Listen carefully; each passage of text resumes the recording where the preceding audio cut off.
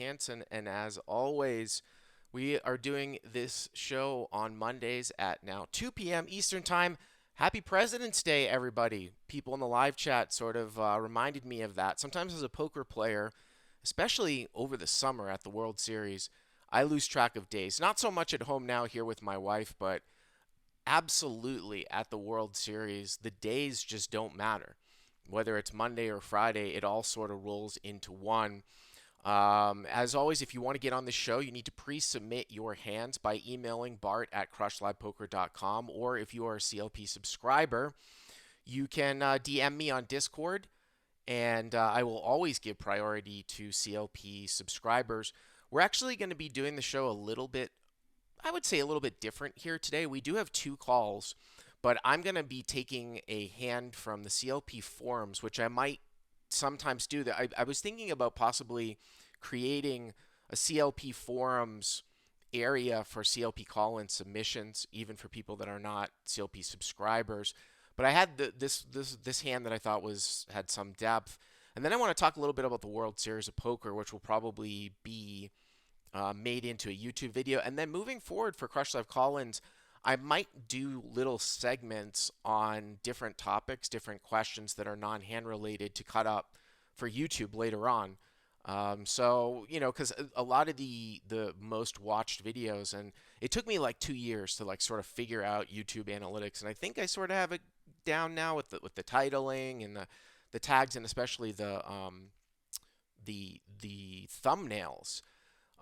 Over the last month, we had some sort of viral videos, the Tells video, some of the TCH review videos, things like that. So I think I'm going to be sort of going in that direction for some specific sort of segments for the call-in show. Originally, I was actually scheduled to do commentary for TCH Live tonight. There's a scheduling mix-up, so I'm actually not doing the commentary tonight, but I am playing on the show on Friday, which is a 5:10 game where Wes Cutsill is going to be commentating in the game. And also on Saturday, I will be commentating on the Wes Cutsill game. So TCH Live, I moved the call-in show up on Mondays not to conflict with that. So yeah, that's what we're going to be doing. So we're going to start off with a hand that I want to pull from the forums, and then I want to go over some of my feelings on basically the World Series of Poker. So let's start off here with a hand that I found here on the forums that I felt like had some, basically, I mean, sort of had some depth to it. So what I'm going to do here is I'm going to do a little copy and paste job over here. And yeah, so let's go through it here. So this is a 2-5, 9-handed game, and Hero is on the button with two black eights. So 8 of clubs, 8 of spades, $760 effective. The forum thread didn't say where the game was played out of. Villain 1 in the small blind, 155 effective. Fish rebuying for 200 at a time, limping almost every hand. Villain 2 covers the table, seems like a solid player, doing a lot of limping from late position with marginal hands, but raising a reasonable range. So we have that info right here. By the way, I'm trying to do dark mode here. I don't know if that's going to help. People were saying that when they watch the show basically live, that it can be if you're watching on a smart TV, the whiteness of Microsoft Word can be a little bit distracting. So I'm hoping that this is going to be helping a little bit. So 4 limps here, and it gets limped to the hero on the button, which I think is the first inflection point here. And the button elects to over limp here with 8-8 on the button. Table was very limp, call happy, and didn't want to bloat the pot. Small blind raises to 25 off of a $155 stack. Big blind folds, first limper folds, and everybody else calls, and I call. So first little spot here is when you have 4 limps, are you going to be ISO raising 8-8? I think that 8-8 is probably my cusp here, maybe even 7-7. Depending obviously on stack sizes, we don't know all the stack sizes of all the different, particular players here, but I do think I would raise 8-8, especially with all the junk that people are basically limping in with a lot of times at this level. So I think I would 7-7 maybe is really close. Maybe like I would over limp with something like 6-6. All the pocket pairs below that, but I probably would raise here with 8-8. So I think that that's a sort of a first small mistake, but okay, gets limped around. Small blind makes it 25, and then multiple people call. And Hero, of course, is closing the action on the button and also calls. And we go to the flop here with $125 in the pot. And it's Queen of Diamonds, 10 of Spades, 8 of Hearts. So the Hero flops bottom set here. And the small blind continuation bets here for $50. And it gets folded to the cutoff who calls. So the cutoff calls. And the Hero raises to $140, which I think is totally fine. So small blind bets 50, folds the cutoff who calls. Hero makes it 140. Usually you're just going to get this in with the small blind here with bottom set. Cutoff could have a queen. I mean, Jack 10 is out there, but there's all kinds of shit that, he very well might call with. So I obviously don't have a problem with that.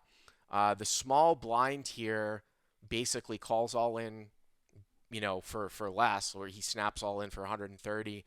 The cutoff tanks for a while and then calls. So this is interesting here because now the pot here is going to be $515 with a little bit of money here on the side.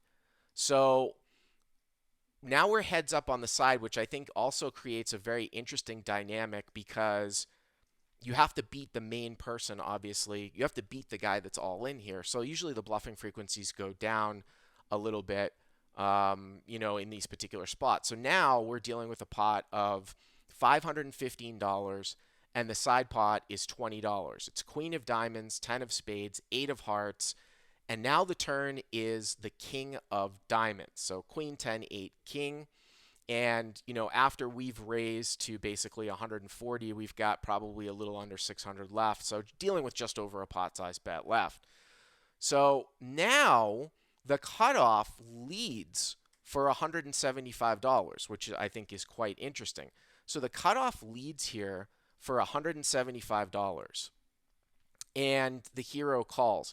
Another interesting inflection point here because what is the cutoff leading here with? I mean, once we call the 175, the pot's going to be basically 865, and we're going to have, maybe about 350 to 400-ish left, something like that.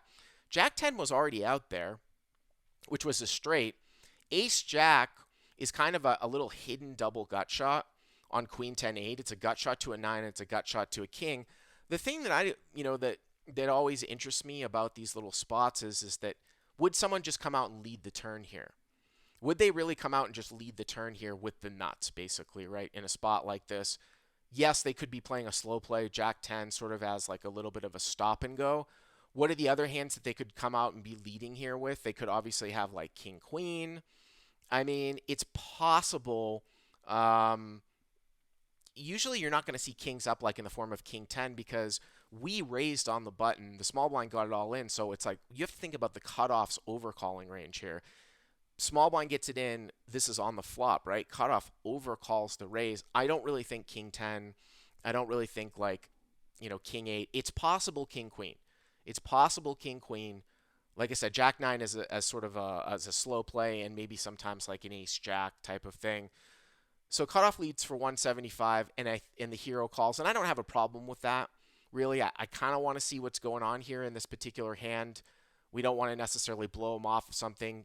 King Jack is obviously another hand that might lead here, which is basically an open-ended straight draw that is now hits top pair. It's interesting to note, though, if you were to jam here, maybe all of those hands do call anyways.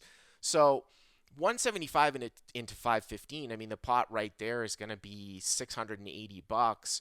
Once we call, it's like 850. I mean, a jam here for like less than a half than pot size bet is probably not a bad play looking at it in retrospect with the pot size. I would just say that if we're deeper here, looking at this spot, you do want to sometimes protect your stack. You don't want to overplay your hand. So I think a call could be warranted. But actually with these stack sizes, now the more I think about it, when the guy's gonna be getting like 3 or 4 to 1 here, and he's not gonna fold King Queen, and he's not gonna fold King Jack, I don't mind a shove here at all with these stack sizes. But the hero calls, like I said, I mean, that's probably more of like the standard type of play, I would say here. And now we roll the river, and the river here is a 6, an inconsequential 6. So the final board is Queen of Diamonds, 10 of Spades, 8 of Hearts, King of Diamonds, and now 6x. The main pot is 515. The side pot is 370. And now the cutoff jams for $420. So cutoff jams here for $420. I'm going to try to make it so that you can see it here on the screen. So now, I mean, we're looking at a pot of basically what, 1300, 420 for us to call. So we're getting about 3-1 here. This spot is a little bit, I would say, kind of like on the icky side. I want to say, like, it's kind of weird because I don't expect the guy to like jam here King Jack all that much. Um, I guess 7-9 also comes in as well. Um, it's just, it's, but I don't. I mean, 7-9, like, is 7-9 gonna overcall the raise on the flop and then lead a king turn? I tend to discount that. Really, we're looking at is this guy overplaying king queen? Or does he have ace jack or jack nine? And if he's limping in as an over limp, especially with all the offsuit ace jack combos, that's 12. Maybe he over limps two of the ace jack suited combos, that's 14 combos. Then you've got a bunch of jack nine here.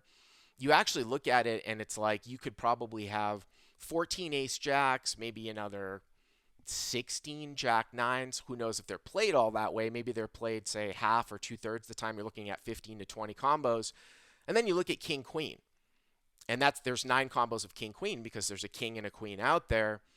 So, you look at that and you're like, well, there's 15 combos. There's 9 combos of king queen. I'm getting basically 3-1 from the pot here. I need to be good here basically 1 out of 4 times. The ratio is there, right, of king queens to jack nines and ace jacks. I just don't like to make huge folds at this level. Again, looking back at this, I think that the turn here is a jam, but I'm just, it's just one of these things where at this level, man, like you make your money value betting these guys to death. If he's going to stop and go jack nine here, if he's going to stop and go the nuts on the turn in the form of ace jack, he's going to have to show it down to me. So I don't think you make a lot of money making big time hero folds, especially with small stack to pot ratios in this particular spot. So I think that I would have made the call here in this particular spot. I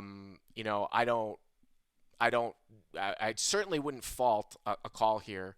I actually don't know the answer to this hand. I mean, this is not always I'm going to do something like this where I don't know exactly what the hero did and I don't know what the result is, but all that stuff is really irrelevant, right? I mean, I like to give the results if I have them. We like to know.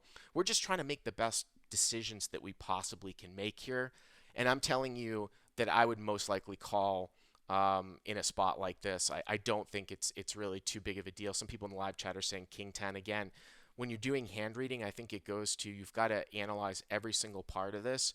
And the reason why I don't think kings up that's not king queen is really a viable type of hand in this spot is because of the overcall on the flop. It went bet, call, raise, small blind gets it in. I don't think king 10 is basically going to be overcalling really in that spot. Like I said, I'm not going to be doing situations here where I don't have the results always, but I thought that this was an interesting hand. Basically to cover. So that was a cool little one. And now I want to take a question that I got, I think it was either on the forums or I think possibly in an email. So I want to do that. I want to take a question that was in the forums, possibly in the email about the World Series of Poker and also about some of the logistics of bringing money to the World Series. And I want to cover the logistics of bringing money to the World Series first. It's a question that I will commonly get, and then we'll talk about what events I actually think, have a lot of value if you're a first timer going to the World Series. So one of the things, obviously the World Series, if you're going there for a long period of time, they do have safety deposit boxes. They're quite expensive actually. Like you have to put a deposit down and you have to pay, I want to say it's $150 for the entire summer that you don't get back for the smallest box. And then it goes up and up and up to like 200 for a large box. They don't do electronic players banks there. I've been going to the World Series for 15 or 16 years. I've been going every single year since it started at the Rio, since 2005. This particular summer coming up in 2020, I'm actually not going for the whole time, which I'm actually looking quite forward to not going for the whole time because I've been in Vegas every single summer. But what I will say is I usually do get a box because I'm playing high stakes cash and I'm playing a lot of tournaments. I like to keep my chips in there. Of course, we had Joey Sal in poker and safety, safety and poker basically, like last week, talking about how he got robbed outside of the World Series when he was walking away last summer.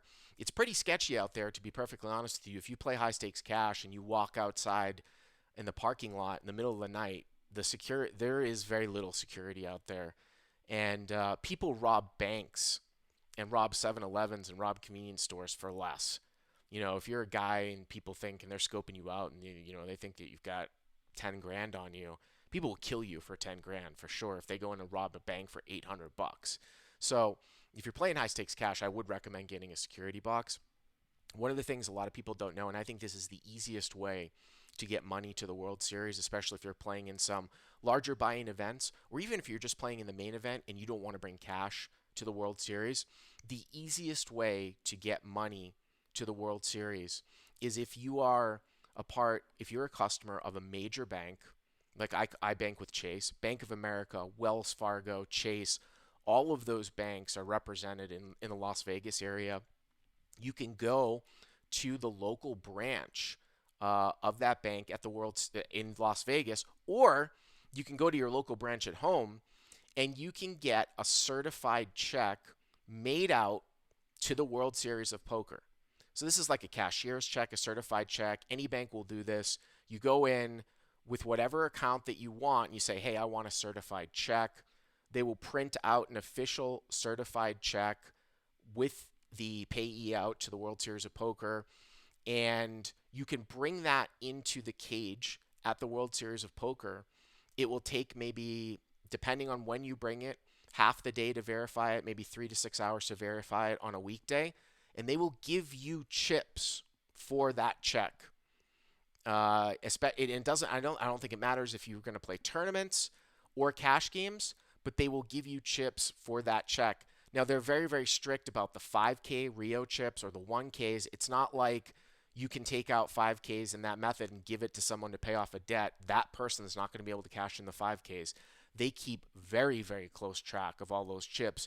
But I feel like that's the most convenient and efficient way to bring money to Las Vegas is either going to a Las Vegas bank in the banking chain that you're in, getting a certified check, or going at home and getting a certified check. It can be made out to the World Series of Poker, or it also can be made out to yourself.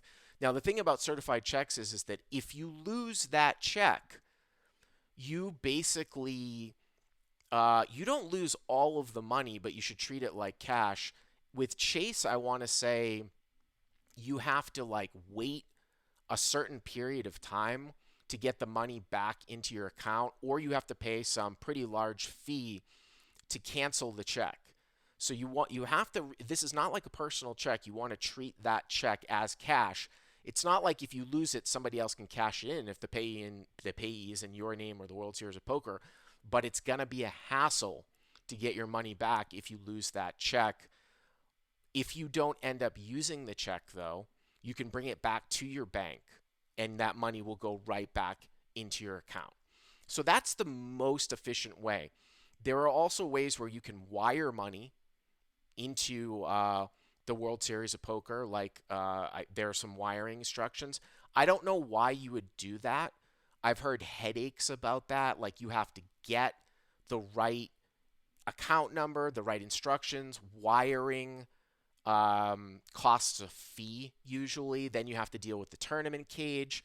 I don't know why anybody would wire money when you can bring a cashier's check right to the cage basically and do that. Now, if you want to bring cash to the World Series, obviously you can do that too. And I'm just talking about logistically, physically. I have done this before. If you're on a domestic flight, there are no regulations about how much cash you can have on you.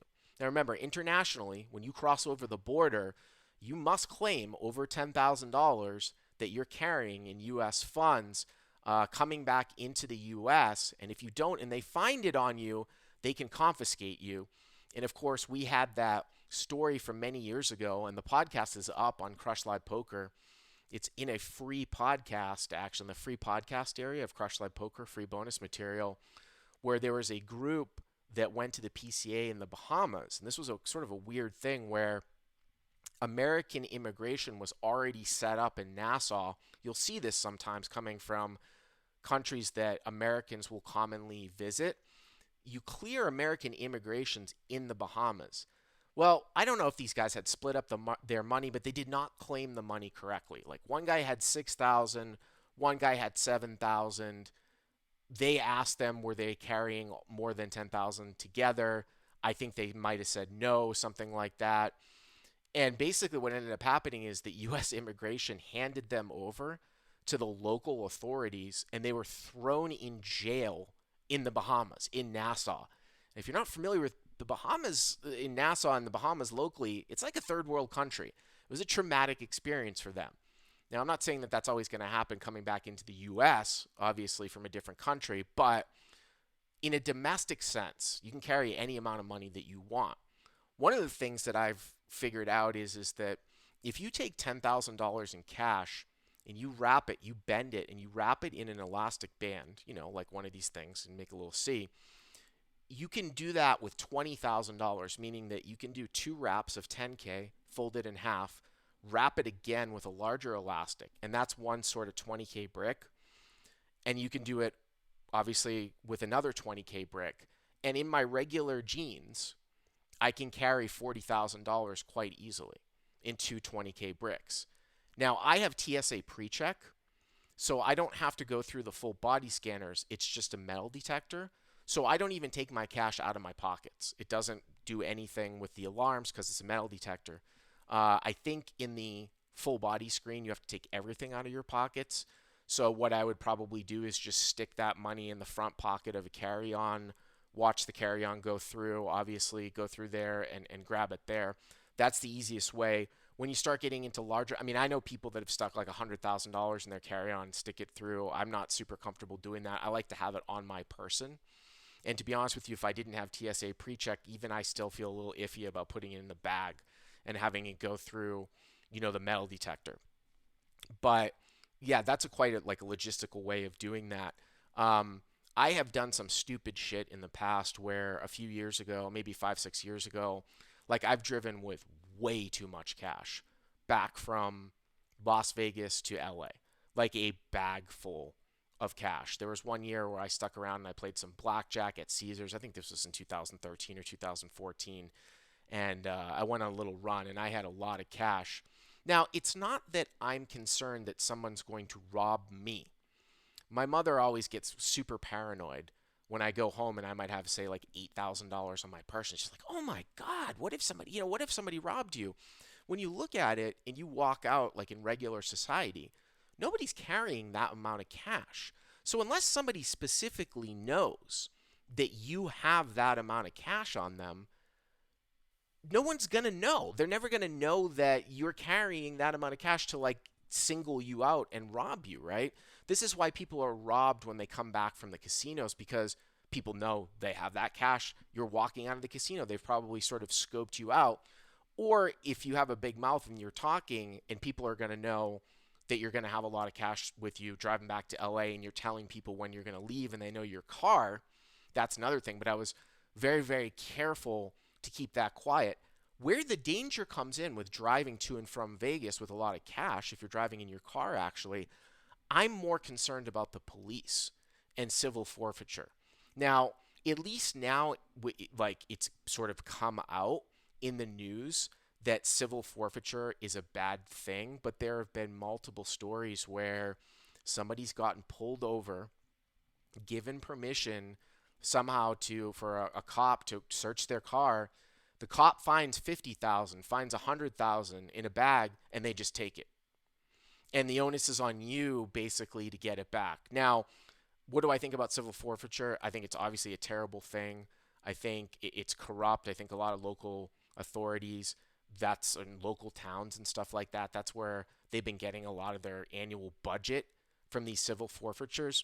When you take a step back and you look at it, I can understand where it comes from because besides being like a poker player, if you're a cop and you for somehow search somebody's car or something like that, and you randomly find $100,000 in the car, how often do you think that that cash is legitimate? It's probably illegitimate like 95% of the time, right? It's probably drug money, if not more. So even though you're totally innocent, I can sort of see their side of it with that approach that you're going to be basically guilty until you can prove that you're innocent, even though our system isn't worked that way. And that's just a function of the fact that pretty much everybody else with that amount of cash is doing something illegal. So as a poker player, when we're not doing something illegal, we have to be smart about it and not put ourselves into that position. And like I said, I put myself into that position, and I think it was very, very stupid to do so. So I'm not concerned about somebody robbing me in the general public, but driving around with that amount of cash, I'm concerned about. There's a couple stories about some corrupt cops actually getting like a call from, I think it was from a casino, from the tournament, somebody that was at the casino telling the cops that these guys were going to be rolling through the Midwest with all this money that they had won, and the cop was looking out for them and stopped them. There was another case which is quite interesting where apparently a stripper had saved something like $1 million on the West Coast. I think it was either in LA or San Francisco, and was relocating to New York to invest in a club. And she had all the money in cash, and she drove it across country. Somehow she got stopped, gave consent to a search. They found $1 million in cash, and they took it. Now, the thing about that is I think she got that money back, and she had actually paid taxes on that money too. So that was but I mean, it took years, right, to get it back. So you don't want to put yourself in that position. Cashier's check, sticking money in your pockets. I think, I think all that stuff is pretty good. When it comes to bringing cash and being smart about handling cash at the World Series. I also think, possibly coloring up, sticking chips, large denomination chips, if you're going to play in the Rio, in your change pocket. That's what I like to do. I'm also a big proponent of having some cash on me, but not a lot of cash, just in case I'm robbed. I don't want to get killed because I don't have anything on me. So that's sort of my take on sort of bringing cash to and from Las Vegas and the World Series of Poker. But we got our next caller here on the line. I believe this is Dave. What's up, Dave? How you doing? It's doing well. I'm on a new headset, so if you can't hear me, just let me know. No worries. All So, right, so you got a cool. Well, hand for I've got us? I do. It's not crazy complicated, but I think it brings up some interesting things. Yep. So this was a nine-handed game. It was very loose and splashy. Yep. It was 5-5 with a mandatory $10 straddle. Where was this played out of, Dave? Stones. At where? It was actually a Stones live hand from a session I played about 6 months ago. Okay. Okay, cool. So, Yep. so I'm the effective stack at 2.2K. Okay. It folds to me +3. Okay. I raise ace of spades, 10 of hearts, up to 40. Ace of spades, 10 of hearts to 40. Okay. I don't always raise that in a tighter game, but with a looser, splashier game, I think I'm going to get called by worse. Someone was saying, was Mike Postle in this game?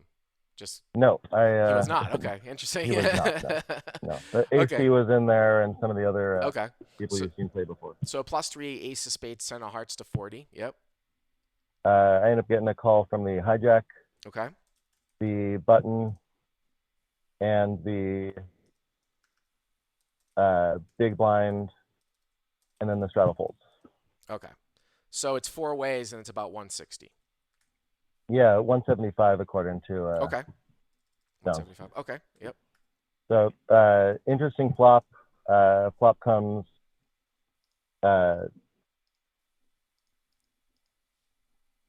ace of diamonds, Mhm. seven of diamonds, Yep. 10 of diamonds. Okay, so you flop So top we have two, a but it's a monotone top. board. Yeah, I'm trying to get monochromatic going because monotone is the sound, but Yeah. I think I'm the only one that finds it a pet peeve. Yeah, so a monochromatic flop, and I've got top two. Yep. So, what would you recommend on a board like this when you've got very strong but obviously non-nut hands?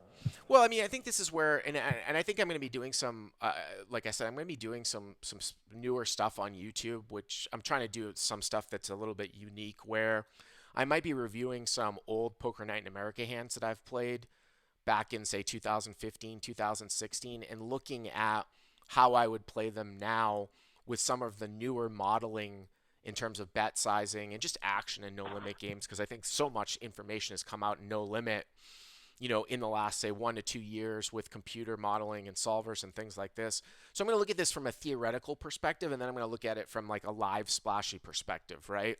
So I would probably bet here, and I might even bet a little bit towards the larger side, uh, with against a lot of players that are in there with a lot of hands that they're just not supposed to be in there with a raise, like that they're going to connect with a pair plus diamond, something like that, right?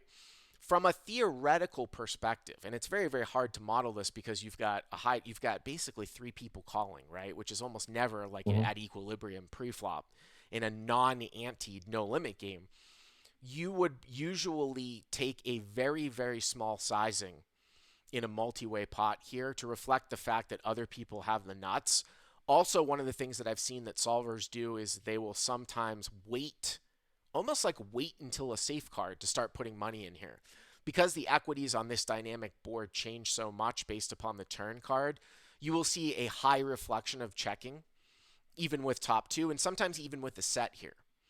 But I think that it would be rather criminal, especially with like a set. Like, say you had a set of tens in a live game and the board came out monotone. I would never check in a spot like this with a bunch of, live sort of idiots. You know what I'm saying? Like, even if it's monotone.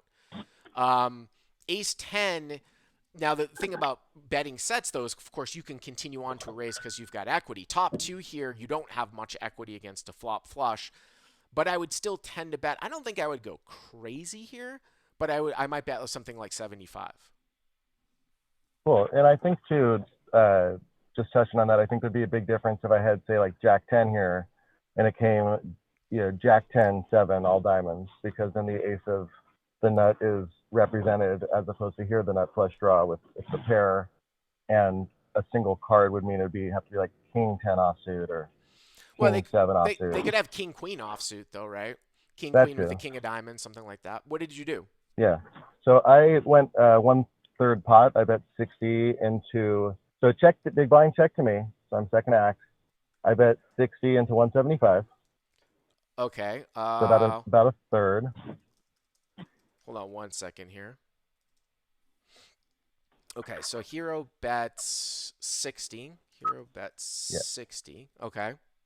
Yeah. So big blind checks. I bet 60. Mm-hmm. The button calls, Button calls. Yep. and then the big blind check raises to 240.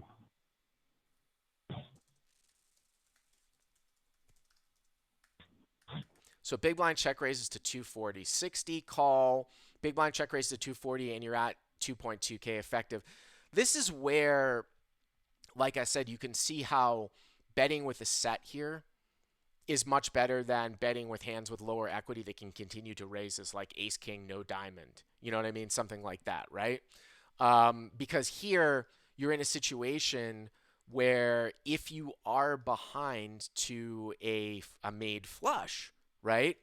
Um, you basically don't have that much. You don't have that much, chance to improve, right?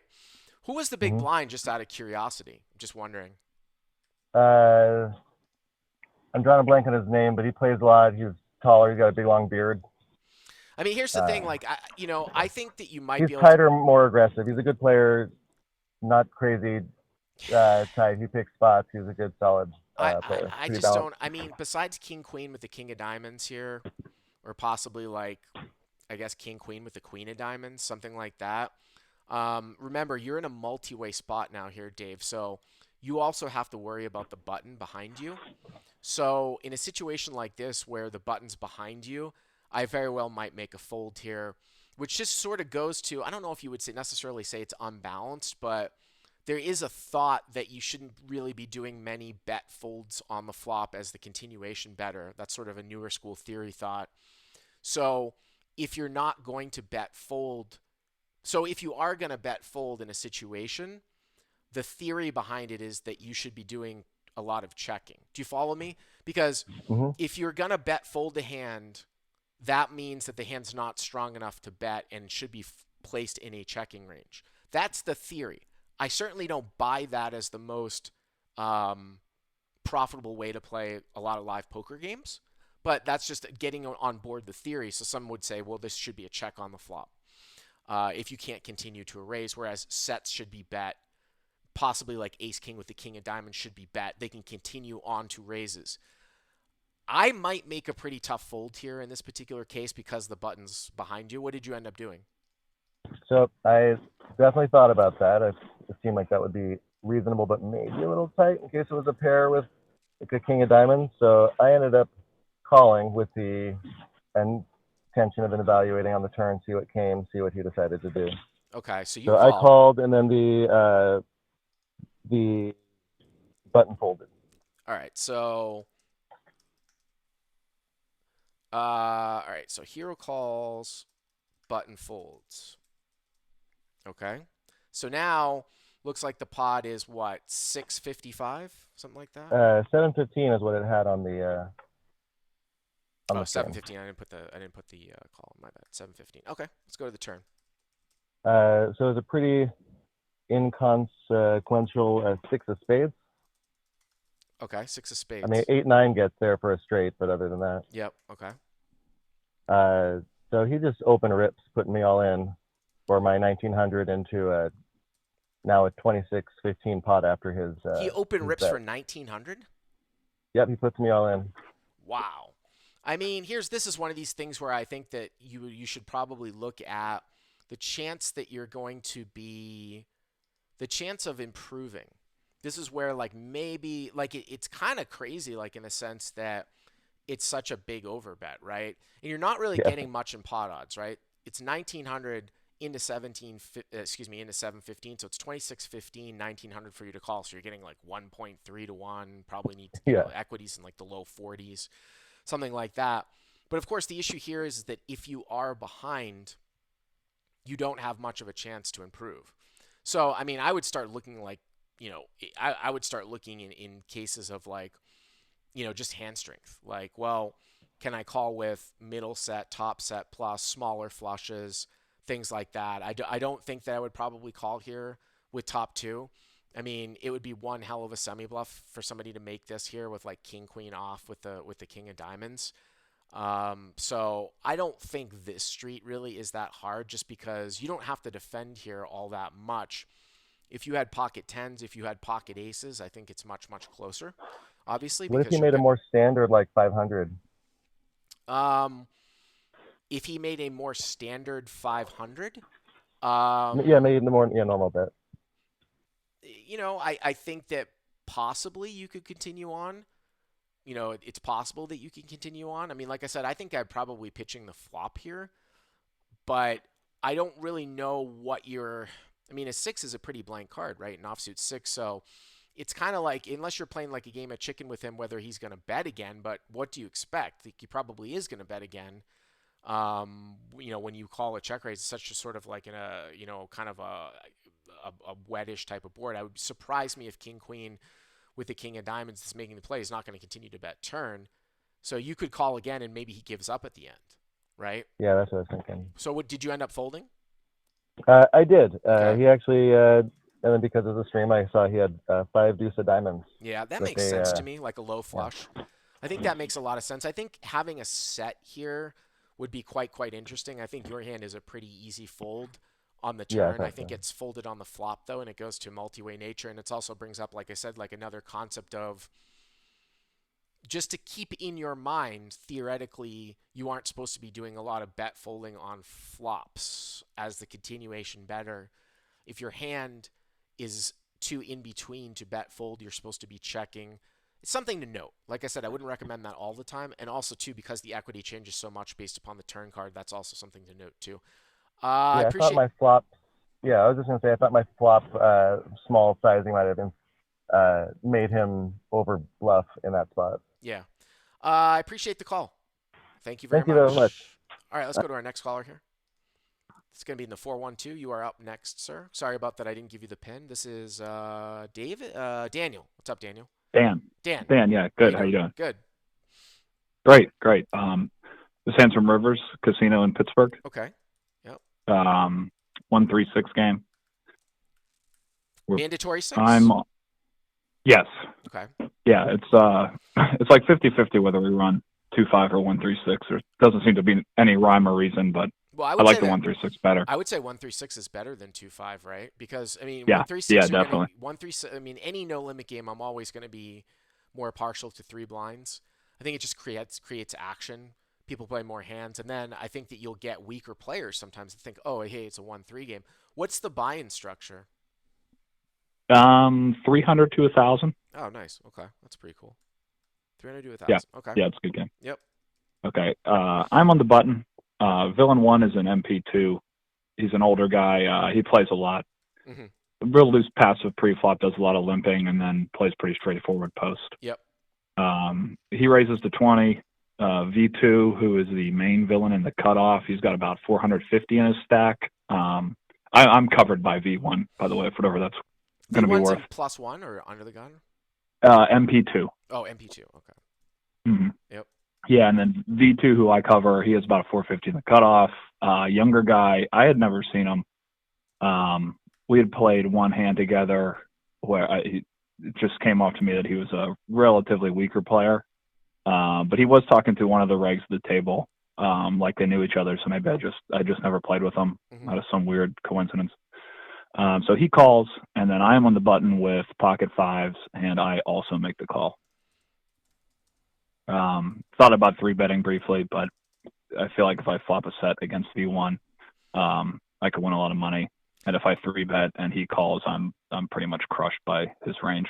Yeah, and again, I mean, I got to throw out resident nit on Crush Live Poker, Jesse the Suit. If anybody's a subscriber to CLP and is on Discord, we've sort of gone back and forth about pre-flop play at the low stakes level. And I will, I may be biased in the sense that I do a fair amount of flatting, stuff that you would never see like an online player do or a player at the high stakes level do, like sometimes even double flatting, like calling and then calling a 3-bet, over limping.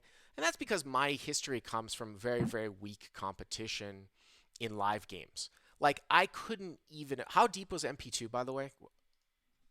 450. 450. So 450 effective. Yeah. Like I couldn't even imagine folding pocket fives here in this spot. Now, if you go back to the never. Yeah, if you go back to the old school CLP, 15, 25, 35, it's probably pretty close because of the fact that these guys are only 450 deep.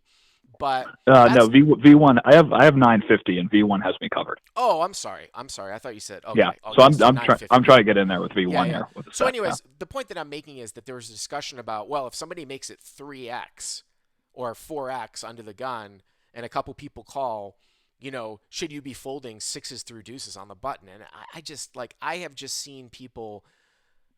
I can't even imagine folding a pair there in that particular spot, or a suited connector for that matter, or sometimes even a gap suited connector, especially when you're in the button and people don't have to, people aren't going to necessarily squeeze out, squeeze behind you, right? You don't have to worry about anybody squeezing behind you. So I think that obviously a flat here is fine. 3-betting small pocket pairs. The playability post is pretty polar, meaning that you just, if you're going to structure your barrels correctly, then you want to be 3-betting like Broadway suited hands, sometimes suited aces, things like that, just for sheer playability, right?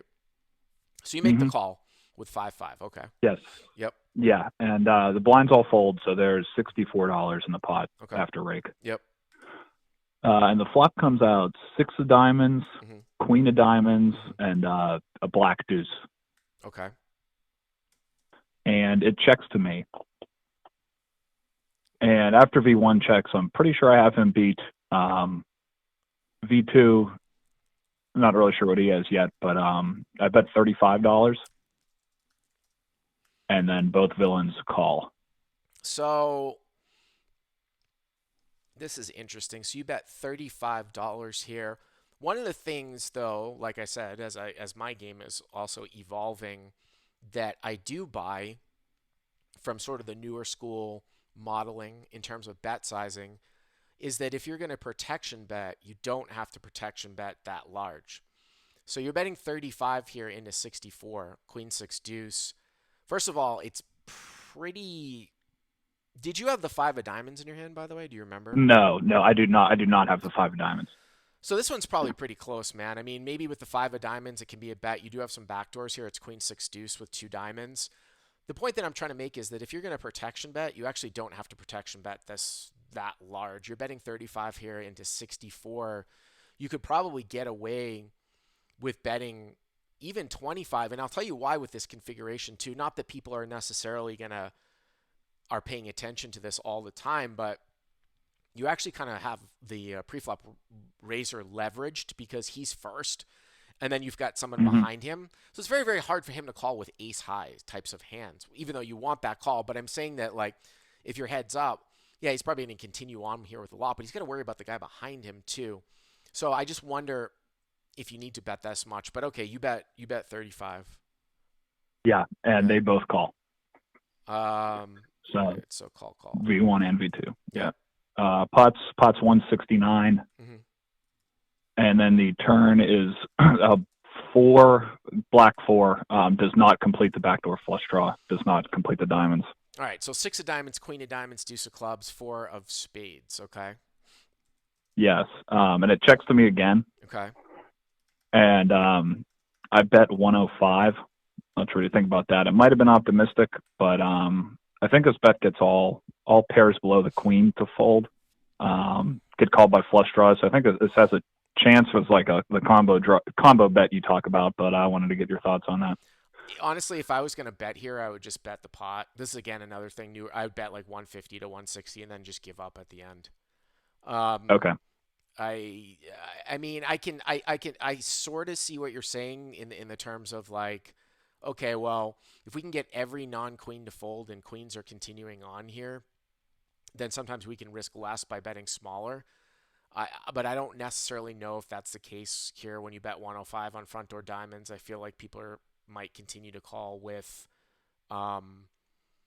pairs between sixes and diamond and a queen, thinking that you're basically, possibly betting a diamond draw. I think polarizing to, a fairly strong hand here, 150 to 160, and then you do have some equity, and then if you get called, basically you just give up. I think you are going to get more folds if you bet larger here instead of this sort of in-between bet. But you bet 105.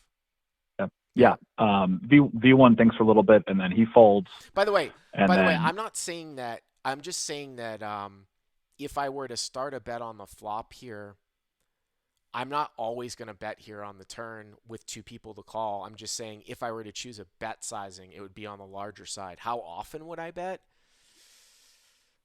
Probably not that often. I just think that betting here for 105 doesn't accomplish all that much. I might just very well check behind a good portion of the time. But okay, you bet 105. Yep. Yep. V1 thinks a little bit. He folds. And then V2 calls.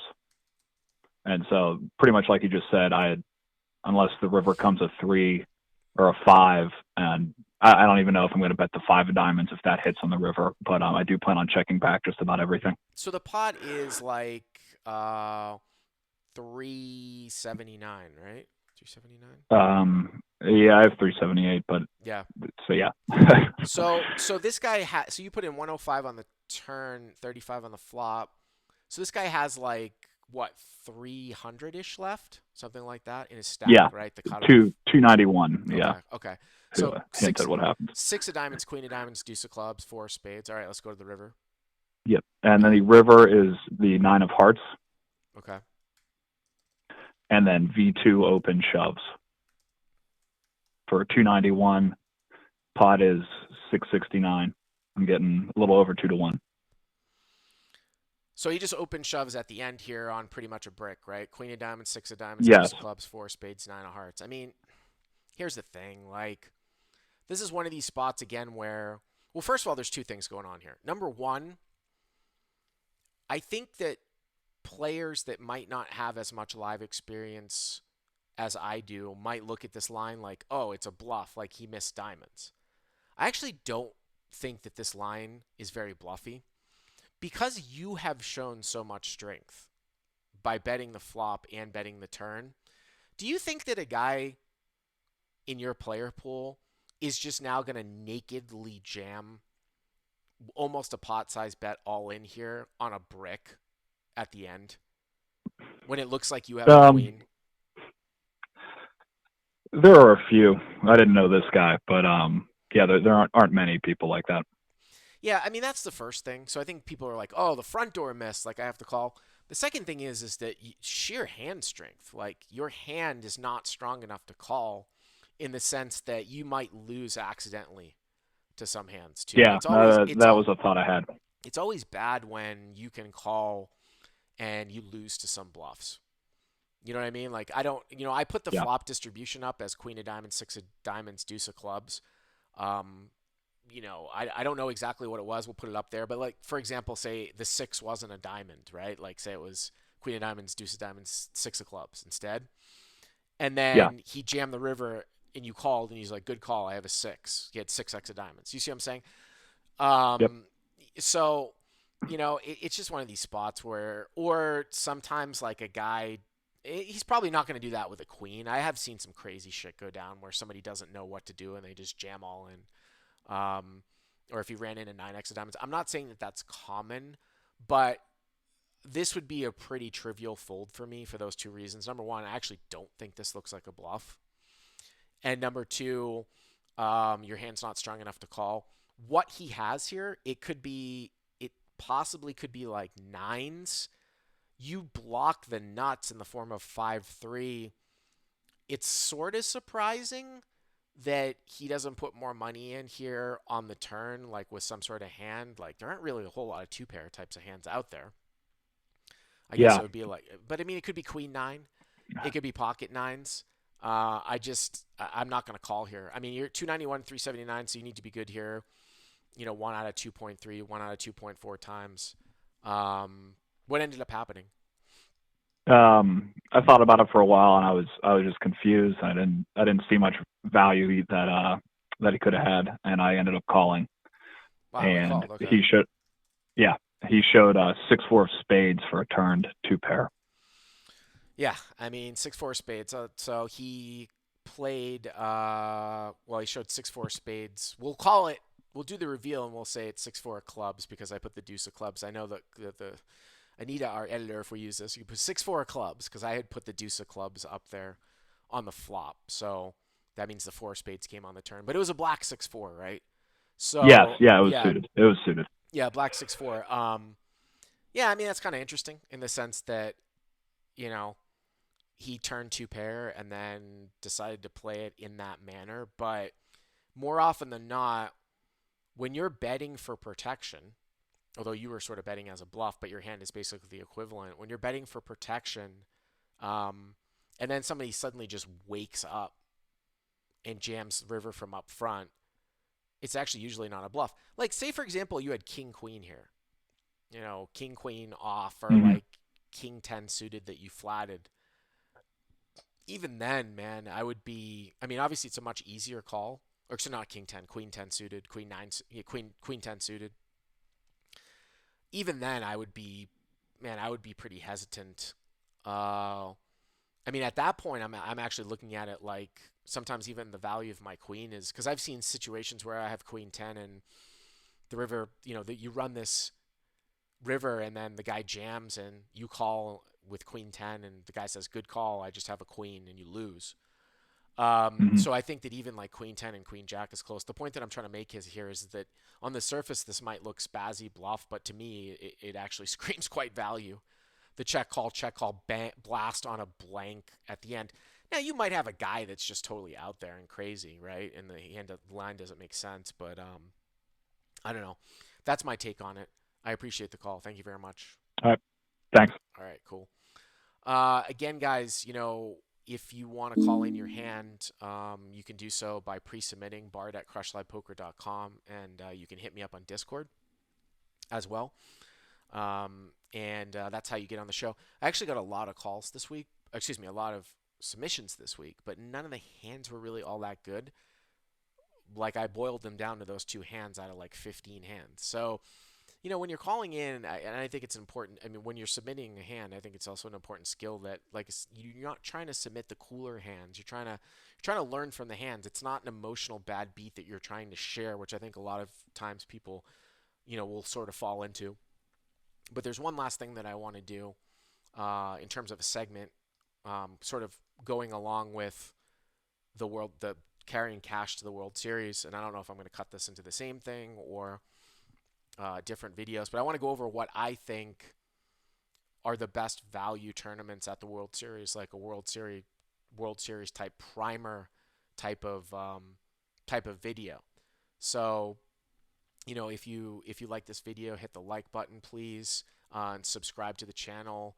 Let's take a look at here some of what my take is on some of the best World Series poker events. If you're a sort of a casual no limit player, or even if you play no limit quite a lot, there are two events that sort of stick out at me in terms of where you get your best bang for your buck and for time as well, especially if you're a winning cash game player. Because when you look at this and it's like, man, say you're not going to play any, large no limit tournaments, right? So you're sticking to maybe the 1500s. I mean, even if your ROI is 300%, or let's say your ROI is, well, that would be insane. Let's say your ROI is 100%, right? Like equaling like a markup of like 2.0. So that would mean that for a 1500 event, you would be winning about 1500 minus whatever the tournament entry fee is. Maybe it's like $100, so maybe like 1400, something like that. I think that's how they do it. All right, I'll keep it simple and let's just say you win 1500. And let's say also too, like on average, you are playing in the event for say 15 hours. Well, that's $100 an hour, but 100% ROI is like one of the top ROIs that you could ever have, if not unachievable. So when you start getting down to like a 50% ROI, where you could charge like 1.5 markup, which most of the community thinks is absolutely ridiculous, then you're looking at it, if you're playing on an average of 10 to 15 hours and you're only making $750 out of the tournament, you're looking at like $50 an hour, if not lower. So from an hourly perspective, playing in $1,500 tournaments is not going to be the way to go if you're a winning cash game player. Now, obviously, there's a lot of variance and you can bank one at the end. So I'm trying to bring this back to how I approach it. And if you don't want to make yourself nuts and you don't play a ton of tournaments, what are the best ones to play? I think the Millionaire Maker is by far the number one best one to play. And the reason being is because it's a regular $1,500 tournament. It used to not be re-entry. It gets the most amount of entries. I want to pull something up here so that I can see here what it got for 2019, 2019 results. But I want to say that it gets something like 9,000 entries. It gets like 9,000 entries, and it's a 1,500. There are two flights of it, so you can actually re-enter one time per day. So I think that that's really key, because especially if you were going to go in for one weekend, you get the most bang for your buck, because you could actually enter up to three other times besides your first entry to get into basically that tournament, which is just amazing. I mean, you're going to have a lot of recreational players in there. It's great bang for your buck. It's a pretty weak field, and you can enter it up to 3 times. So I'm taking a look at the entries. There are 8,800 entries in the Millionaire Maker. So that's number one. I think the second one would be probably the 1K double stack in terms of value. Again, I believe that is either unlimited re-entry, any event where you can re-enter and just be there where you don't have to waste time is going to be really good in terms of sheer value. Now, also that 1K, I think they're doing a 1K double stack again this year. I'm kind of pissed at the World Series because they haven't released the entire schedule. It's so ridiculous the way that they're releasing the schedule to stay in the news cycle. But of course, the Monster Stack is another event that is a good event for cash game players. You get more chips, but it's more time and it's also a freeze out. So if you're trying to maximize basically on your time, if you're going to take one trip to Las Vegas, the Millionaire Maker weekend probably isn't necessarily the best weekend because you can only enter one time and it takes longer. It takes longer to play. Now you want to convince yourself that, oh yeah, but I'm deep stack, pre-ante, and I'm gonna have like, I'm gonna own all the tournament players. Come on, I mean, you're kidding yourself. Yeah, you'll have an advantage over them pre-ante. That's not where the expectation is in tournaments. It's not pre-ante, okay? And this is why I usually don't even show up to tournaments pre-ante. It's all towards the end. It's all about playing like, shorter stack poker, being able to manipulate, say, like 20 to 50 big blind stacks properly. It's not about playing pre-ante. Are you gonna play? Are you gonna be able to catch some punts? Maybe, if you're lucky. But you're kidding yourself that you're gonna have so much more of an edge in the monster stack because it's deeper stack. So I hate to knock down that misconception for people, but I think the Millionaire Maker is really the best one in terms of a value for time, followed by one of those 1K double stacks on the weekend, and then possibly the monster stack. Of course, the main event is awesome. If you can play the main event, which is a 10K buy-in, if you can get into the main event, it's great. I would say that I would really think that I would say that the main event, in terms of skill level, is probably the same as the Millionaire Maker. You really There's a lot of similarities between the Millionaire Maker and the main event besides the price points. You have to basically be able to manage your table draw. And what I mean by that, and it's a really interesting function of both events, is that you will get tables that are really, really bad, meaning that there are a lot of tough players. And then you will get tables that are really, really good, where there's a lot of weak recreational players, and then you'll get a mix in between. Sometimes you'll get a table where and there's one tough player and a bunch of fishy guys. Sometimes there'll be 6 tough players and a couple of fishy guys and you. I've seen it all. It runs the gamut. You get moved more in the Millionaire Maker. So managing the table draw actually I think is more important in the main event because throughout the tournament you're deeper and you're going to be at the same table for longer. Sometimes you have to settle in and actually look in the future days. Look at day 1, look at day 2. I think it's an important part of live tournament play that people overlook. Find out the breaking order. You can ask the floor guy. You can look at the TV screen and it will put up the breaking order. If you're at a tough table and you know the table is going to break like next level, well, then you don't have to take the type of gambling chances maybe that you would be if you were short stacked on day 3 and you're at a tough table and your table's not breaking the entire day. Where you're like, well, I'm not going to pass on this very, very slightly EV spot because there isn't going to be really another slightly highly EV spot.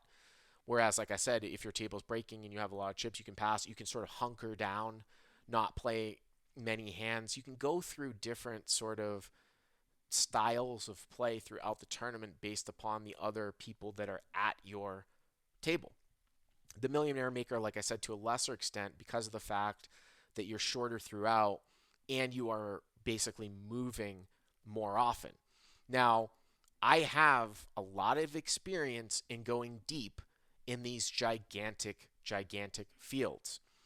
Take a look at my profile at WSOP.com. I got 9th in a 1500 no limit back in 2007 on the ESPN final table. The first year the Millionaire Maker went off, I got 16th out of like 9,000 people for like 59,000.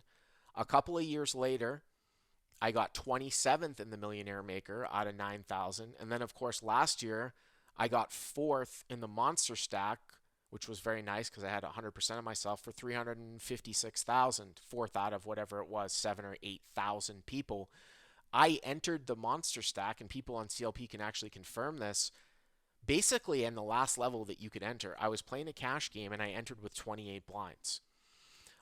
If the cash game had been a good cash game, I probably wouldn't have played it because I was a little bit fed up with tournaments. I was kind of tired, but my cash game sucked, and I knew that if I got a double up or I could manage my stack, I'd be right back up there at the average, which I was. So I started the monster stack with 28 blinds and I got fourth basically in the event. Main events I've cashed 3 times. This past year, in 2010, and then in 2007 I made a pretty deep run and I got like 115th place. So I do have experience in these sort of long fielded events, but that's how I'd say like I said, you should approach them. The small events, like the Big 50 and the Colossus, here's the other thing that I haven't brought into this, right? I hate waiting in line. Like it takes an emotional toll on me. I also don't like crowds. I don't like the shenanigans of the first weekend. I feel like, as a recommendation, if it's your first time going to the World Series and you're like me, skip the fucking first weekend. Go to the Millionaire Maker the second weekend. It's going to be so much more enjoyable. When you play in the Colossus types events, big 50s, all those sub 1K events, number one, take a look at your ROI, even if we were to say you had 100% ROI, right? Well, now when you're looking at the time of that, 100% of 565 is 500, average of 10 hours, the best ROI in the world, right? You're not making that much money per hour. I also don't want to sit in line for 4 hours. That also has to be a part of the event. If you were actually looking at making money, if you have to stand in line for 4 hours and then have to play on average of 10 hours, that's not 10 hours, that's 14 hours. And for me, like I said, I can't stand it when the World Series has been going on since 2005 and they don't have a better way in some of these events. It tilts the fuck out of me. I don't tilt at the poker table, but I tilt in line. Or like when I go over to the diamond area for registration and there's a big event going on and 2 of the 8 windows are open because the cashiers are on lunch at 12:30 p.m., right before like one of the biggest registrations of the summer. Oh yeah, the cashiers are on lunch. So shit like that just it makes me like, it takes me out of my mental zone, and that's why I don't like to play in those events. That's why I would skip the Colossus. I would skip the big the it's a shit show. Yeah, you're gonna be short the entire time. Yes, you can re-enter. I mean, maybe one of the ways to maximize your time is doing a thing where you just late reg every single one of those and just sort of short stack it, because once you double through, you're going to be at the average anyways. They're usually 10-handed. And then fighting with the crowds to like go to the bathroom at break with like 5 or 6,000 people. I'm not like a huge fan of that, or whatever it is, 3 to 4,000 people. I just think that if you were going to ask me what are the best weekend events to play, I would say Millionaire Maker, second weekend. Then after that, I would say, as I'm looking here, again, I don't know if the schedule is entirely complete, but the 1K double stack, which I believe is the weekend. Let's take a look here. Is it the weekend after? It's Saturday monster stack. Yeah, 1K double stack. 1K double stack that next weekend, and then possibly, like I said, if you want to play, if you want to play deeper stack, the monster stack. I will say at the end of the monster stack, there were a lot of tough players. I was very surprised. Like that entire final table was loaded. Everybody had over like 100,000 in wins. In terms of other events, like limit events, the 1,500 limit events are very, very soft. I don't like them because there's not really much of a prize pool, and usually when you get to like day 2, you have like 6 or 7 big bets and it's just one hand. It's just a luck fest. Limit tournaments are kind of dumb. I think that there's a lot of luck involved in them. I've made 3 WSOP 08 final tables, I want to say. and I still don't even like them that much. I am going to play the 10K08. This year, what I'm going to do is I'm going to play the 10K08. I'm going to play my specialty event, which is a 1500 08 mix, which they put at the front of the series. That's an event that I basically have almost always going to cash with a re-entry. I'm 4 for 4 going deep in it. It's just the structure of that event and my experience in '08 and it being a mix of limit and pot limit. I mean, literally, I would say that I probably, with a re-entry, probably a favorite to cash 70-80% of the time, I would say, with the structure of that event. So I'm definitely not going to skip that one. And then I'm going to play, if I can, the Millionaire Maker. Unfortunately, it's opposite that. And then I'm just going to play the main. I mean, that's it. We're going to do our CLP meetup for people who are CLP subscribers, and that's basically it. I'm still waiting on the 2500 OE if the schedule ever comes out from the World Series one. That is. But yeah, I mean, that's my take on the World Series. One final thing too, in terms of like accommodation, I think the Rio is a dump. I really, really think it's a dump. I talked about this on my podcast too. If you ever seen that show Life After People on National Geographic, where they look at a city and they're like, what if all the people just left the city? And you look at New York City and it's like, after 1 month, the bridges start to collapse because you have to constantly be painting a bridge to protect it against like rain damage. Then after like 3 months, buildings start to collapse. It's kind of like that at the Rio. What I mean by that is the Rio used to be like the premier location back in the early 90s, 1991, 1992, and they have literally like done nothing with it since I've been starting to go like in the last say 15 years. If you take a look at a list of the properties that Caesars owns and their renovation, you can Google it. The Rio is the only one that like hasn't been renovated like in the last 10 years. It is a dump there. The food selection is non-existent most of the time after 10 p.m. During the week, everything is closed at the property. I'm serious. Like they do not have a 24-hour cafe there. I recommend, and the room service I think closes at 6 p.m. I recommend for somebody at that level. The Rio is cheap and obviously it's convenient because it's right there, but I recommend people staying at the Gold Coast, which is next door. At least you will have food options. The Gold Coast is actually like a locals casino. It's a coast casino and you can walk right to the Rio and it's fine. It's going to cost the same thing as the Rio. It's not that much further because remember, if you stay at the Rio, you're going to have to walk all the way down to the convention area. So it's not really like it's that much further. And yeah, I mean, that's what I would, that if you want convenience, stay at the Gold Coast is what I would say. I understand that the Rio is no longer owned by Caesars. Somebody bought it out. But then I think that Seth Polanski said that people should expect the World Series to be at the Rio at least through next year. It's obviously convenient with the convention area where it is because of all the parking. I don't know where they're going to put it once it leaves the Rio.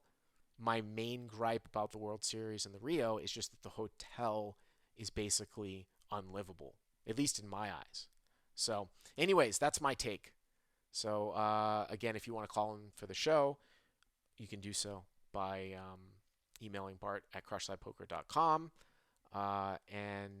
Yeah, we will. Oh, wow. Oh, the stream is still on. Okay, cool. For some reason I'm getting like a red light with my stream for some reason. But yeah, we'll